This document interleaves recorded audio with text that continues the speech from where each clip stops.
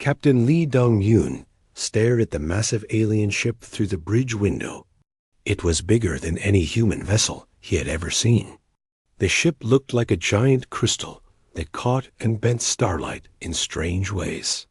His crew of 43. Humans had been traveling for 6 months to reach the Kepler 442 system. They came here to make first contact with an alien race called the Vorthik. "Sir, they're sending us a message," said Communications Officer Park Minji. She was young but smart, and she knew 8 human languages. The Earth government had sent her because they thought she could help understand alien ways of thinking.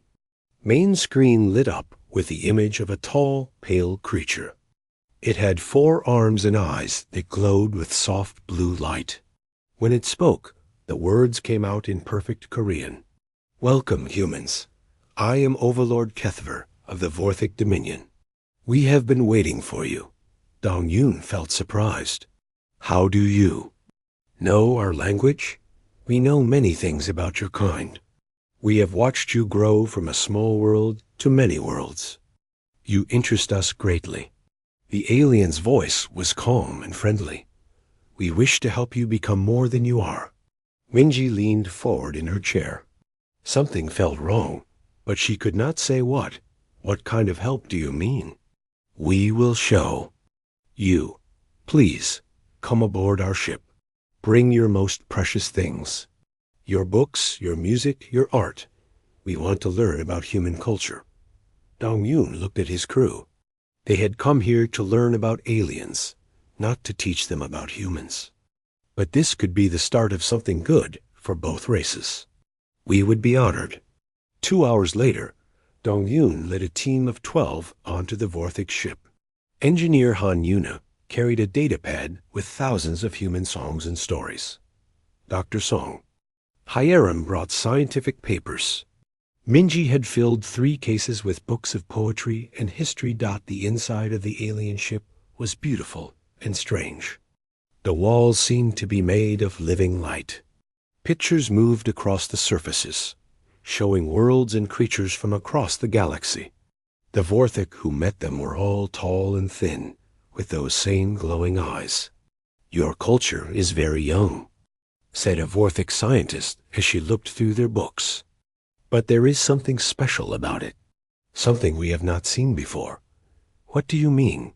asked Minji. "Humans create in ways that surprise us.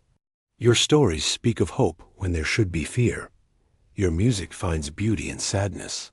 Your art shows strength in weakness." The alien touched one of the books gently. "We would like to preserve this, to keep it safe forever." Dong-yoon felt proud. "We would like that too." Over the next 3 days, more Vorthik ships arrived. They came to every human world and colony. The aliens said they wanted to study human culture. They set up big machines that could copy books and art very quickly. They recorded human voices singing and telling stories. But Minji noticed something strange. The Vorthik asked many questions about human memory. They wanted to know how humans remembered things, how they passed down stories from parents to children, how they kept their history alive. "Why do you care so much about how we remember?" she asked. The Vorthik scientist paused.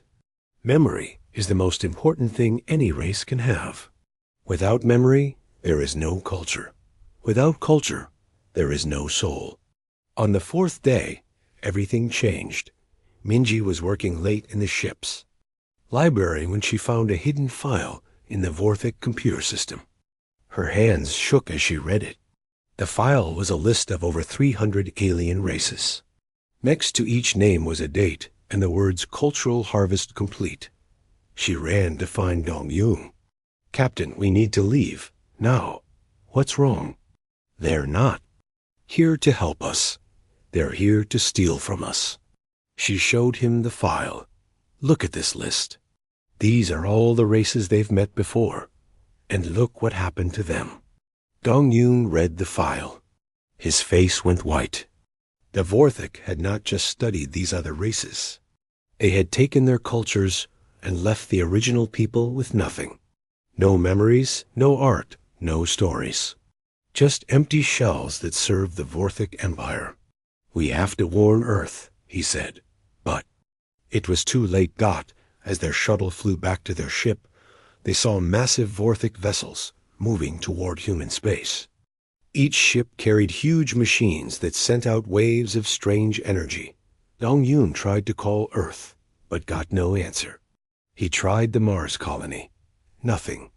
New Shanghai on Kepler 438b. Silence. "What's happening?" asked Han Yuna. "They're doing it right now," said Minji. "They're stealing our culture, our memories, everything that makes us human." Dong Yun's ship had a special shield that Han Yuna had built to protect against radiation. By luck, it also blocked the Vorthic memory machines. As they watched from space, they saw the lights on human worlds dim. The radio signals that carried human voices, human music, human laughter, they all went quiet. In 3 hours, it was over. Dong Yun sent signals to every human world. When people answered, they spoke in flat, empty voices. They remembered their names and how to do their jobs. But they did not remember Earth's blue skies or the smell of rain. They did not remember their mother's songs or their father's stories. They did not remember what it meant to be human. "We are ready to serve," said the voice from Earth. It sounded like Dong Yun's own brother, but it was not really him anymore. 47 other human ships had been far enough away to escape the memory machines. They met at a secret point between the stars. In total, they had saved 50,000 humans. 50,000 people who still remembered what they had lost. Dong Yun stood before the other ship captains. "The Vorthic have taken everything from us. Our worlds, our people, our history. But they made one mistake." "What's that?" asked Captain Kim Ji-won. "They left us alive. And as long as we live, we remember. As long as we remember, humanity is not dead." The captains looked at him with hope in their eyes. "We're going to get it all back," Dong Yun said. "Every song, every story, every memory they stole. We're going to save our people. And we're going to make sure this never happens to anyone else." Outside the meeting room windows, the stars looked cold and far away. Somewhere out there, billions of humans lived and worked, but they had forgotten how to dream. The real war was just beginning. 5 years had passed since the Vorthic stole humanity's soul. Admiral Lee Dong-Yun floated in the command center of Sanctuary Station, a hidden base built inside a dead asteroid. Around him, 50,000 humans lived in secret, far from Vorthic. Patrols. These were the last free humans in the galaxy. They called themselves the Rememberers. "Sir, Vorthic patrol ships are moving through Sector 7, reported Captain Kim Ji-won. She had become the leader of their military forces. Her face was hard from years of running and hiding. "They're getting closer to our outer camps." Dong Yun nodded. Every day brought new dangers. The Vorthic hunted them like animals, trying to find the humans who had escaped their memory machines. "Tell the outer camps to go dark. No signals, no lights." In the station's main hall, Dr. Park Minji stood before a group of children. These kids had been babies when the Vorthic came.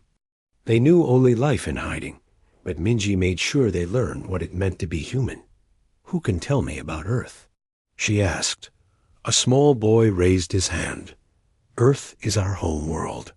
It has blue oceans and green trees. People they're used to. Sing songs and tell stories." "Very good, Minnow. And why is it important that we remember these things?" A girl named Yuna spoke up. "Because if we forget, then the bad aliens win. They want us to be empty like the people on Earth now." Minji smiled sadly. The children understood. On Earth and the human colonies, billions of people still lived. They worked in factories and farms for the Vorthic. They ate and slept and followed orders, but they were like machines now. They had forgotten how to laugh or cry or love. Across the station, Professor Choi Sun-ho sat with a group of adults. Every day, they met to share memories. They told each other stories their grandparents had told them. They sang old songs. They described the taste of foods from home. Remember, Sun-ho said, every story you tell keeps humanity alive. Every song you sing is a victory against the Vorthik. An old woman named Mrs. Lee closed her eyes. I remember my mother's hands. She had small scars from working in the garden. She would make soup when I was sick. The soup tasted like love. Others nodded and shared their own memories. A man talked about his father's laugh. A young woman described the sound of rain on her childhood home. Slowly, carefully, they built a treasure house of human experience in their minds. In the stations. Workshop. Engineer Han Yuna worked on her greatest project. She had spent 5 years studying pieces of Vorthik technology. The memory machines that had stolen human culture were very complex, but she was starting to understand how they worked. The memory theft creates a connection, she explained to Dr. Song Hyerim, like a bridge between minds. The Vorthik take memories from one end, but the bridge still exists. Hyerim looked at the data on her screen. She was a quantum physicist, one of the smartest humans alive. You mean the memories might still be there, just hidden? Maybe. But even if we could reach them, we would need a way to wake up billions of people at once. And the Vorthik would try to stop us. Both women knew the truth. They were running out of time. The rememberers were slowly dying out. People got sick, had accidents, grew old. There were not many babies because life in hiding was too hard. Death made humanity smaller. Admiral Dong-Yoon called a meeting of all the ship captains. They gathered in the station's war room, 47 men and women who carried the future of humanity on their shoulders. We can't keep hiding forever, he said. Every year we lose more people. In 50 years, there might be no free humans left. Captain Yoon Min-ho stood up. He was young but brave, the best pilot they had. What are our choices, sir? We fight or we die. There's no middle ground. Commander Ji-won brought up a star map. The Vorthik homeworld is here, in the center of their empire. It's called Verthas Prime. That's where they keep the Great Archive. What's that? Asked another captain. It's where they store all the memories they've stolen. Every culture they've destroyed is kept there like books in a library. Dr. Minji stepped forward. If we could reach the archive, we might be able to reverse what they did, give people back their memories. It's impossible, said an older captain. The homeworld has 1,000 defense fleets. We have 47 small ships. Sometimes impossible. Things are the only ones worth doing, said Dong-Yoon. Han Yuna cleared her throat. I might have a way, but it would be very dangerous. Everyone looked at her. She was quiet and careful, not someone who took big risks. I've been working on new shield technology. If it works, a small team could sneak past the Vorthik defenses. They could reach the surface of the homeworld. And then what? Asked Ji-won. Then we learn everything we can about how the memory machines work. Maybe we find a way to free our people. Silence filled the room. Everyone knew what she was talking about. It would be a one-way trip. The people who went would never come home. Captain Yoon Min-ho stepped forward. I'll go. Min-ho, you don't understand. Dong-Yoon started. I understand perfectly, sir. Someone has to try. My parents are on Earth. They don't remember my name, but they're still my parents. I have to try to save them. Other voices spoke up. Dr. Minji volunteered. So did Professor Sun-ho. Soon, half the people in the room had offered to go. Dong-Yoon felt proud and sad at the same time. These people were ready to die for strangers who didn't even remember they existed. We'll choose a small team, he said. 6 people. The mission is called Operation Renaissance. If it works, we bring back our people's memories. If it fails, if it fails, at least we die as humans, said Minji. 3 months later, the team was ready. Captain Yoon Minho would fly the ship. Dr. Minji would study the memory systems. Professor Sunho would help decode alien languages. Engineer Han Yuna would handle the technology. 2 soldiers would provide protection. The night before they left, the entire station gathered to see them off. People sang old Earth songs. Children gave them drawings to carry. Adults shared their most precious memories, hoping the team could somehow bring them back to the lost worlds. Remember us, said Admiral Dong Yun as he shook hands with each team member. Remember them, replied Captain Minho, pointing toward the stars, where billions of empty humans waited. The small ship left in the dark, carrying 6 people and the hopes of humanity. Behind them, the rememberers watched until the ship's lights disappeared into the vast night. Dong Yun stood at the window long after the others had gone. Somewhere out there, his brother lived on Earth, the man who had taught him to throw a ball and helped him with homework. But that brother was gone now, replaced by someone who only remembered how to follow orders. We'll bring you back, he whispered. To the stars. All of you. I promise. The greatest gamble in human history had begun. Captain Yoon Minho's hands were steady on the ship's controls, but his heart was beating fast. Through the front window, he could see Vorthess Prime growing larger.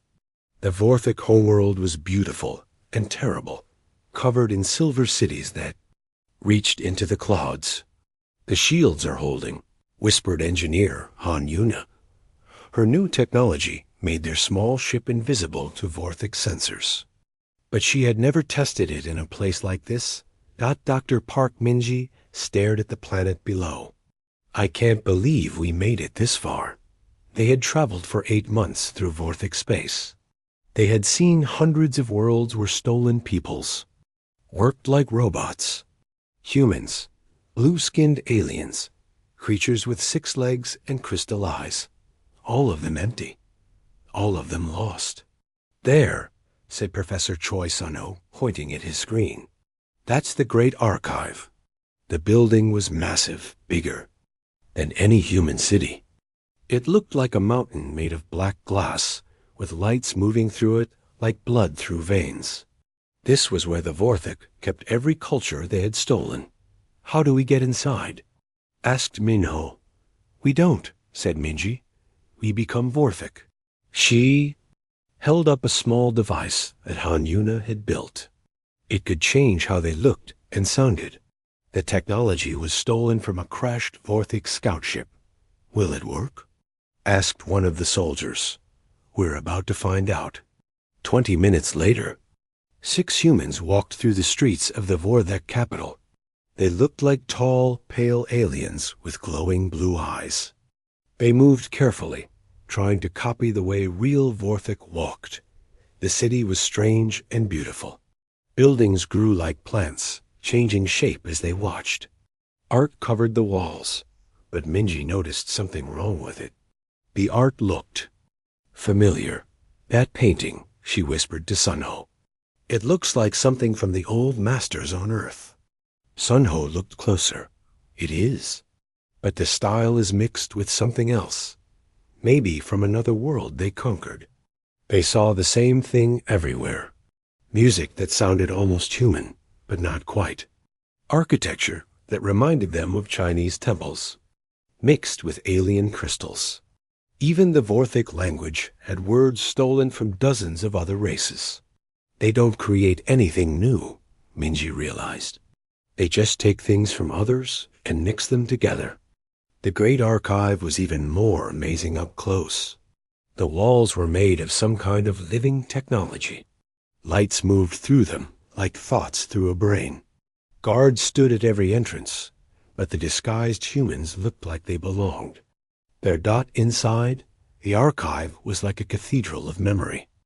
Tall towers stretched up into darkness, each one holding the stolen culture of a dead race. Vorthic workers moved between the towers, tending to the memories like gardeners caring for plants. Minji felt sick. Each tower is a species they destroyed. Look how many there are. Hundreds of towers filled the vast space, maybe thousands. The Vorthic had been stealing cultures for millions of years. Where are the human memories? Asked Minho. A Vorthic worker pointed to a newer section. The young race memories are kept there, very potent, very dangerous to handle. Dangerous? Minji wondered what that meant. They found the human tower easily. It pulsed with warm golden light, different from the cold blue of the older towers. As they got closer, Minji felt something strange. The air seemed to hum with familiar energy. Can you feel that? She asked Sun Ho. Yes, it's like hearing a song you knew as a child. Han Yuna pulled out her scanner. The quantum readings are incredible. The human memories are much more active than the others. A Vorthic supervisor approached them. You must be the new study team. I am Belthara. I will show you the human collection. They followed her into the tower. Inside, the walls were covered with floating crystals, each one holding human memories. Minji could see fragments of Earth's history dancing in the lights. A mother singing to her baby. Children playing in snow. Old people telling stories around. A fire. The human memories are causing problems, said Velthara. They won't stay quiet like the others. They keep trying to connect with each other. What do you mean? Asked Sunno. Watch. Velthara touched one crystal. Suddenly, all the crystals in that section began to glow brighter. Music filled the air, human voices singing together. They remember each other, Velthara said, surprised. Even when separated, they call out to their own kind. We've never seen this before? Minji's heart raced. The human memories were fighting back. They were trying to stay connected, even after being stolen. Is this causing trouble for your people? She asked carefully. Velthara looked worried. Some of our young ones have been exposed to these memories. They're starting to ask questions. They want to know why we take instead of create. They're becoming ... individual. The word sounded dirty in her mouth. For the Vorthic, being individual was the worst thing possible. Show us more, said Han Yuna.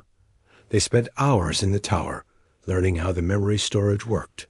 Han Yuna secretly recorded everything with hidden devices. Professor Sunho memorized the quantum frequencies.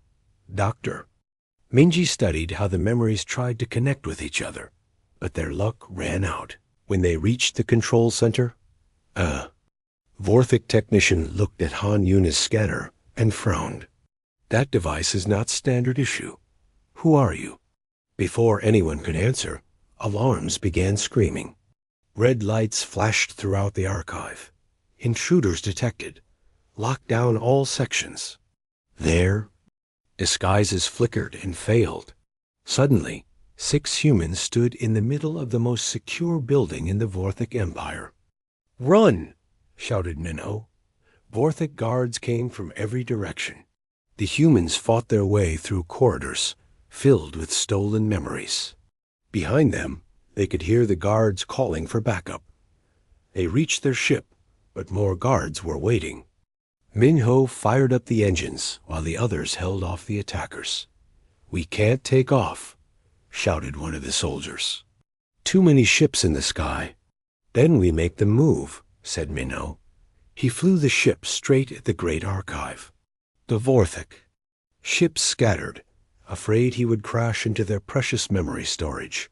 But Minho had a different plan. As they flew past the human tower, Han Yuna opened the ship's cargo bay. A small device fell out and attached itself to the tower's base. What was that? Asked Minji. Insurance, said Han Yuna. If we don't make it back, that device will activate in 1 year. It will broadcast human memories back to Earth. They escaped into space, but the victory cost them everything. Captain Yoon Minho was badly hurt in the fight. As they flew away from the homeworld, he smiled at his crew. "Did we get what we came for?" "Yes," said Minji, tears in her eyes.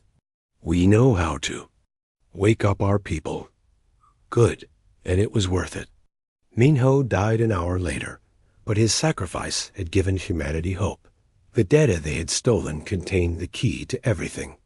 Han Yuna discovered that the memory theft created permanent connections between the stolen memories and their original owners. Every human who had lost their culture was still connected to the memories in the Great Archive. "We can use their own system against them," she explained to the others. "If we broadcast the right signal, we can wake up every human at once." But they also learned something terrible. The Vorthik were planning to destroy the human memories. They were too dangerous, too active. In 6 months, the human tower would be emptied, and the memories would be destroyed forever. "We have to move fast," said Minji. "If we wait too long, there won't be anything left to restore." The survivors of the infiltration team returned to the hidden fleet with the most important information in human history. They had found a way to save their people. Now they just had to figure out how to do it before time ran out. Admiral Lee Dong-yoon stood in the communications center of Sanctuary Station, watching engineer Han Yuna make final adjustments to their most important machine. She had spent 3 months building transmitters that could send the Renaissance signal across the galaxy. "Are you sure this will work?" he asked. Han Yuna wiped sweat from her face. "The theory is solid. We broadcast on the same frequency the Vorthik used to steal memories. But instead of taking, we give back. And if you're wrong, then we've built the most expensive light show in history." Today was the day. They had to act now, before the Vorthik destroyed the human memories in the Great Archive. 47 ships had spread across the galaxy, each carrying a transmitter. When they activated all at once, the signal would reach every human world. Dr. Park Minji checked her equipment. More time. The memory patterns are loaded. Every song, every story, every piece of human culture we could save. When people wake up, they'll remember more than just their personal lives. They'll remember what it means to be human. Commander Kim Ji-won's voice came over the radio from her ship near Earth. "All stations report ready. Waiting for your signal, Admiral." Dong-yoon took a deep breath. 50,000 free humans were about to try to wake up 8 billion sleeping ones. If they failed, humanity would die forever. "All ships, this is Admiral Dong-yoon. Operation Renaissance begins in 10 seconds. Remember, we're not just restoring memories. We're giving our people back their souls." He counted down from 10. At 0, every transmitter in the fleet activated at once. The effect was immediate and amazing. On Earth, factory worker Song Jae-in stopped in the middle of his shift. For 5 years, he had assembled computer parts with perfect efficiency. He never questioned his orders, never felt tired, never wondered why he worked 16 hours a day. But suddenly, memory flooded back into his mind. He remembered his wife's face. He remembered his daughter's laugh. He remembered the taste of his mother's cooking and the smell of rain on summer days. I remember," he whispered, and tears ran down his face. All around him, other workers were stopping too. They looked at each other with wonder and recognition. They remembered who they were. The same thing happened on Mars, on the mining colonies, on every world where humans lived. People stopped their work and looked up at the sky. They remembered home, but something unexpected happened too. The returning. Memories didn't come back exactly as they had been stolen. Years of unconscious exposure to alien technology had changed human minds. People remembered their human culture, but they also understood things they had never learned. Dr. Song Hyeram had been working as a simple technician on the Jupiter station. When her memories returned, she not only remembered her degree in quantum physics, but she understood concepts that had taken her years to learn before. More than that, she saw connections between human science and alien technology that she had never noticed. "It's like my mind has been rewired," she told her colleagues. "I can think in ways I never could before." The same thing was happening everywhere. Humans were waking up stronger and smarter than they had ever been. Admiral Dong-Yun received reports from across the galaxy. "Sir, the Beijing colony is fully awakened. They're organizing resistance groups. The Mars Defense Force is back online. New Tokyo is demanding the Vorthik leave their world." But the Vorthik Empire struck back quickly. Overlord Kethvar was furious that the humans had escaped his control. "Destroy them all," he ordered his fleets. "If we cannot keep them as servants, they must die." Vorthik warships appeared over human worlds, ready to wipe out entire populations. But they found something they didn't expect. The awakened humans fought back with incredible skill. They used tactics that mixed human creativity with alien knowledge they had absorbed during their years of slavery. They were unpredictable, innovative, and completely determined. Commander Ji-Wan led the defense of Earth. Her small fleet of human ships faced a massive Vorthik armada. Everyone expected the humans to lose quickly. Instead, they won. Human pilots flew in patterns no one had ever seen before. They seemed to know what the Vorthik would do before the aliens knew it themselves.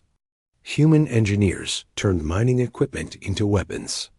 Human soldiers coordinated across entire continents without needing radios. "How are they doing this?" demanded a Vorthak admiral as his ships retreated from Earth. The answer came from an unexpected source. Velthara, the Vorthik who had shown. The infiltration team around the Great Archive contacted Admiral Dong-Yun directly. "Your people have changed," she said. "The memory theft created connections between human minds. You can share thoughts and coordinate like we do, but you've kept your individuality. You're stronger together than we ever imagined." "Why are you telling us this?" asked Dong-Yun. "Because some of us have been infected by your memories. We've learned what it means to be individual. We've learned to question our empire." Her voice was different now, full of emotion that Vorthik were not supposed to feel. "We want to help you." Across the Vorthik Empire, rebellion was spreading. The human memories in the Great Archive had not stayed contained. They had leaked into the minds of young Vorthik, teaching them concepts their empire had tried to destroy. Creativity, independence, hope. "The empire is breaking apart," Velthara reported. "Half our worlds are in rebellion. Species we conquered long ago are rising up, inspired by your example." The galaxy was changing. For the first time in millions of years, the Vorthik Empire was losing control. But Overlord Kethvar had one final weapon. If he could not rule the galaxy, he would destroy it. "Activate the planet killers," he ordered. "We will burn every world that defies us." Massive Vorthik ships began moving toward human space. Each one carried weapons that could crack planets in half. They planned to destroy Earth first and every other human world. Admiral Dong-Yun gathered his fleet commanders for an emergency meeting. "They're going to destroy everything. Even if we win this war, there might be no worlds left to save." "Then we stop them," said Commander Ji-Wan simply. "How?" "Those planet killers are the size of moons. Our entire fleet couldn't scratch them." Dr. Song Hyeram appeared on screen from her station near Jupiter. "Admiral, I think I have an idea. But it will require every human in the galaxy to work together." "What do you need?" "I need you to trust me. And I need everyone to remember that we're stronger together than apart." Hyeram's plan was incredible and dangerous. She wanted to use the quantum connections between human minds to coordinate an attack on the planet killers.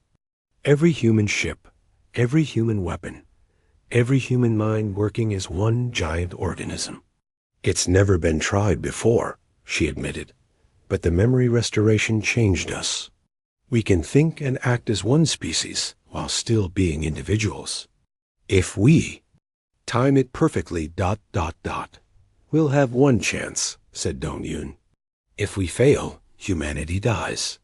If we don't try, humanity dies anyway. The largest battle in galactic history was about to begin. On one side stood the dying Vorthic Empire, desperate to maintain control.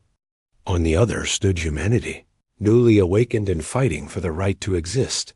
But this would not be just a battle of ships and weapons. It would be a battle of ideas, of cultures, of different ways of thinking about life itself. The Vorthic had spent millions of years believing that strength came from taking what others created. Humanity was about to show them a different way. As the planet-killer fleets approached human space, 8 billion human minds joined together in the greatest coordinated effort in history. They were about to prove that the power to create was stronger than the power to destroy. The moment had come. 8 billion human minds joined together as the Vorthic planet killers approached Earth. Admiral Lee Dong-Yun felt the connection flow through him, linking him to every human in the galaxy. He could sense their thoughts, their fear, their determination. All ships, all stations, all free peoples of the galaxy, he broadcast. This is our moment. Not just for humanity, but for everyone who believes in the right to exist, to create, to be different. Dr. Song Hyerim coordinated the quantum connection from her station. Through her enhanced mind, she could see the battle like a vast game of chess. The planet killers were massive and powerful, but they moved slowly.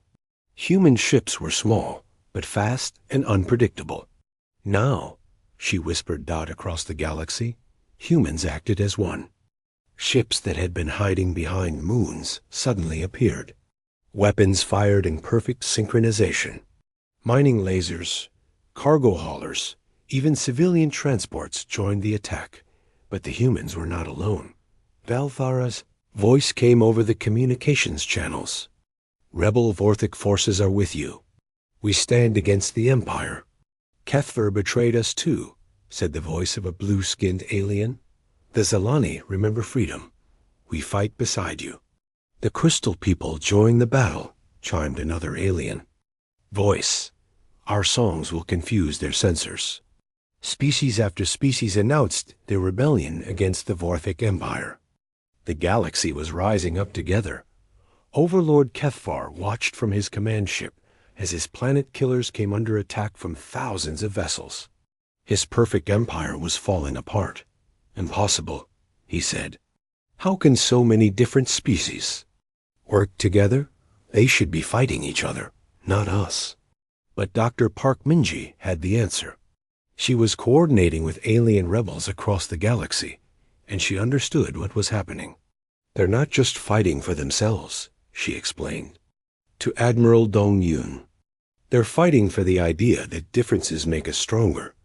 The Vorthic tried to make everyone the same. We're showing them that diversity is power.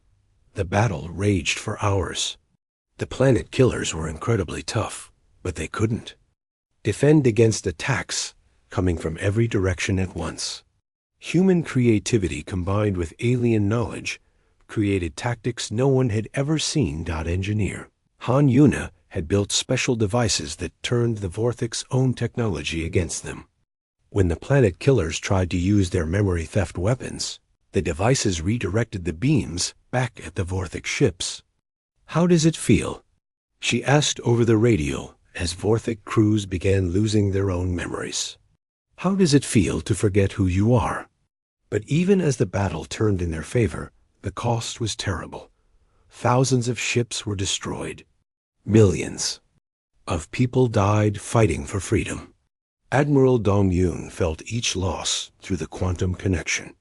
We're winning, reported Commander Ji-Wan, but I don't know if we can keep this up. Then something amazing happened. Professor Choi Sun-ho, working with alien linguists, had been trying to communicate with the deepest parts of the Vorthic collective consciousness. Suddenly, he made contact with something unexpected. "There are Vorthic down there who remember," he said in wonder. "Buried under millions of years of stolen memories, there are original Vorthic thoughts.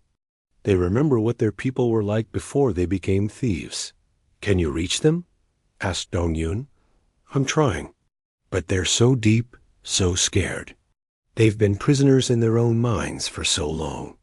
The battle reached its climax when Overlord Kethvar ordered his flagship to ram directly into Earth. If he couldn't rule the galaxy, he would at least destroy the world that had started the rebellion. But Admiral Dong-Yun was ready for him. "All human ships protect Earth. Everything. We have everything we are." The entire human fleet moved to intercept Kethvar's ship. They formed a wall of metal and courage between the Overlord and their homeworld. "You cannot stop me," Kethvar broadcast. "I am eternal. I am Empire." "You're just scared," Dong-Yun replied. "Scared that people might choose to be different. Scared that they might create something new instead of just copying what you've stolen." The two ships met in space above Earth. Kethvar's massive vessel was 10 times larger than Dong-Yun's flagship, but the human ship had something the Vorthic had lost long ago: the willingness to sacrifice everything for an idea. As the ships collided, something unexpected happened. The quantum connections that linked human minds suddenly reached out and touched Kethvar's consciousness. For the first time in millions of years, the Overlord felt what it was like to be an individual. He experienced human memories of love, loss, hope, and dreams. He felt what it was like to create something new instead of stealing something old. He remembered what his own people had been like before they became an empire of thieves. What have we done?" he whispered. The Overlord's ship stopped its attack. Across the galaxy, Vorthic forces began standing down. Their leader's transformation was spreading through their collective consciousness like light through crystal. But the real miracle happened when Professor Sun Ho and his alien colleagues finally reached the buried memories of the original Vorthic. These ancient minds, locked away for eons, suddenly found their voice again. "We remember," they said. "We remember when we built instead of took. We remember when we explored instead of conquered. We remember who we were meant to be." The Vorthic Empire didn't just surrender. It transformed. Within days, Vorthic worlds across the galaxy began releasing their enslaved populations. The Great Archive was opened, and stolen memories were returned to their original owners. Species that had been dead for millions of years suddenly remembered themselves. Overlord Kethvar met with Admiral Dong-Yun on a space station between Earth and the Vorthic homeworld.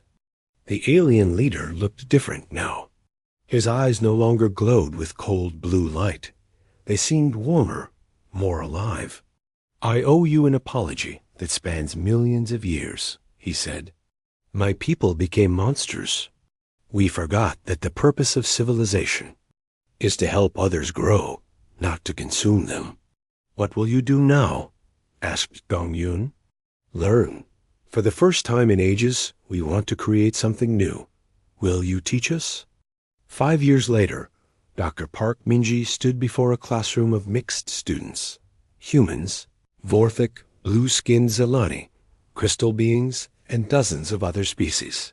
She was teaching at the new Galactic Cultural University on Earth. "Can anyone tell me why diversity is important?" she asked. A young Vorthic raised his hand.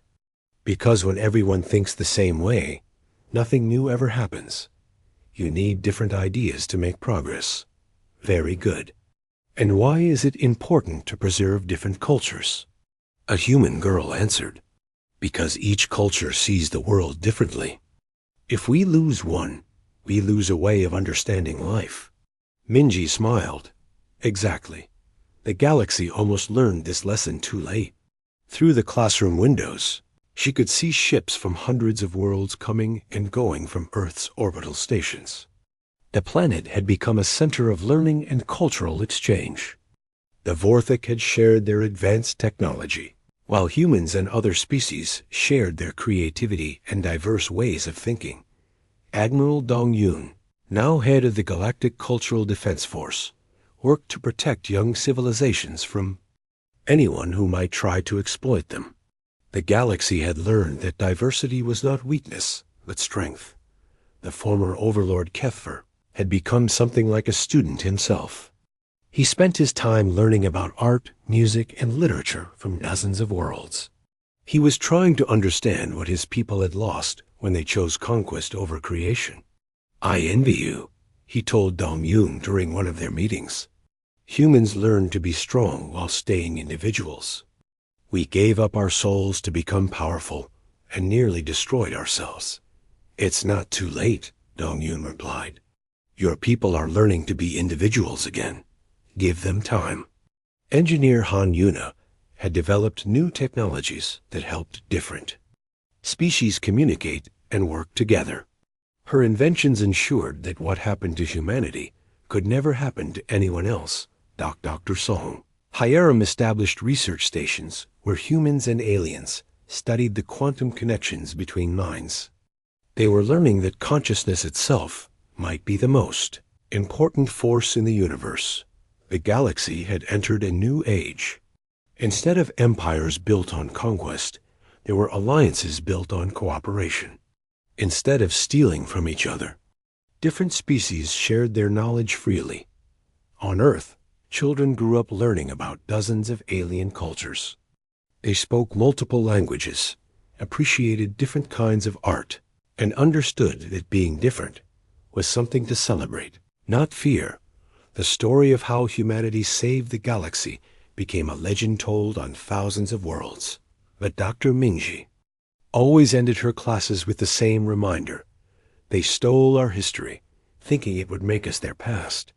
Instead, we became their future and showed them how to have one too. Remember, the greatest victory is not conquering your enemies, but helping them become better than they were. Outside her classroom, the stars shone with the lights of 10,000 free worlds. Each one was different, each one was unique, and each one was part of something greater than itself. Humanity had not just survived. They had shown the galaxy how to live.